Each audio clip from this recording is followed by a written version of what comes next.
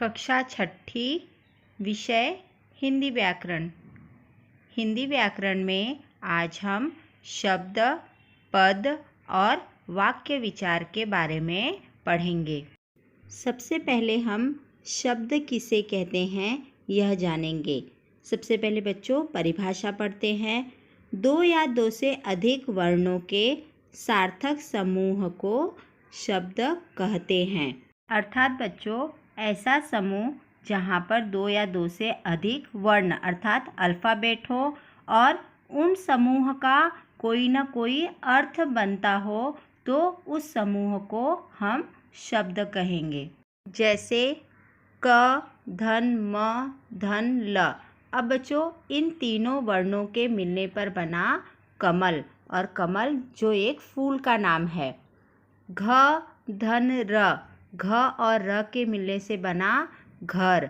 तो बच्चों इन दोनों उदाहरणों में दो या दो से अधिक वर्ण मिले हैं और इनसे कोई न कोई अर्थ निकल रहा है, इसलिए ये दोनों उदाहरण हमारे शब्द हैं। अब हम शब्द के भेद पढ़ेंगे। शब्द के दो प्रकार होते हैं, सार्थक शब्द और दूसरा निरर्थक शब्द। अब हम सार्थक शब्द की परिभाषा पढ़ेंगे। जिन शब्दों का कोई न कोई अर्थ होता है उन्हें सार्थक शब्द कहते हैं। अर्थात बच्चों जिन शब्दों से अर्थ निकले या जिन शब्दों से अर्थ प्रकट हो उन्हें सार्थक शब्द कहते हैं। जैसे दूध, खरगोश, टमाटर, आप इत्यादि। अब बच्चों इन शब्दों का कोई न कोई अर्थ होता है, इसलिए ये सारे शब्द जो हैं हमारे सार्थक शब्द के उदाहरण हैं।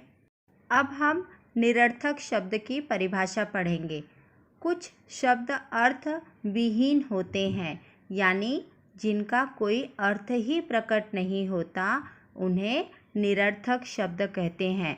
अर्थात बच्चों कभी कभी कोई शब्द ऐसे होते हैं जिनका कोई भी अर्थ ही नहीं होता, तो ऐसे शब्दों को निरर्थक शब्द कहते हैं। जैसे वाय, ऊरज, कप आदि। अब बच्चों इन शब्दों का कोई भी अर्थ नहीं होता, इसलिए ये सारे शब्द जो हैं हमारे निरर्थक शब्द के उदाहरण हैं। अब हम पद किसे कहते हैं यह जानेंगे। जब शब्द वाक्य में प्रयुक्त किए जाते हैं तब वह पद बन जाते हैं। जैसे राम पुस्तक पढ़ता है। बच्चों यहाँ पर राम जो है वह एक पद है, पुस्तक जो है वह दूसरा पद है और पढ़ता है वह भी एक पद है। अब हम वाक्य के बारे में पढ़ेंगे। सबसे पहले परिभाषा पढ़ते हैं। शब्दों को उचित क्रम में लगाने से एक उचित अर्थ निकलता है, उसे वाक्य कहते हैं। अर्थात बच्चों शब्दों का वह समूह जिससे अर्थ प्रकट हो उसे वाक्य कहते हैं। जैसे बच्चे खेल रहे हैं, दूसरा है राम पढ़ रहा है। अब बच्चों इन दोनों वाक्यों में शब्दों का जो समूह दिया गया है उसे अर्थ प्रकट हो रहा है, इसलिए यह दोनों उदाहरण हमारे वाक्य कहलाएंगे। बच्चों अब हम वाक्य के भाग पढ़ेंगे। वाक्य के दो भाग होते हैं, पहला होता है उद्देश्य और दूसरा होता है विधेय। सबसे पहले हम उद्देश्य की परिभाषा पढ़ेंगे। वाक्य में जिसके बारे में जानकारी दी जाए उसे उद्देश्य कहते हैं। अर्थात बच्चों जिसके बारे में वाक्य में कुछ भी कहा जाए या वाक्य में जिसके बारे में जानकारी दी रहती है उसे उद्देश्य कहते हैं। जैसे गाय घास खा रही है। अब बच्चों यह वाक्य किसके बारे में कहा गया है? गाय के बारे में कहा गया है, तो यहाँ पर गाय शब्द जो है वह हमारा उद्देश्य होगा। दूसरा उदाहरण है मोहन बहुत परिश्रमी है। अब यह वाक्य किसके बारे में कहा गया है? मोहन के बारे में कहा गया है, तो बच्चों यहाँ पर मोहन जो होगा वह हमारा उद्देश्य होगा।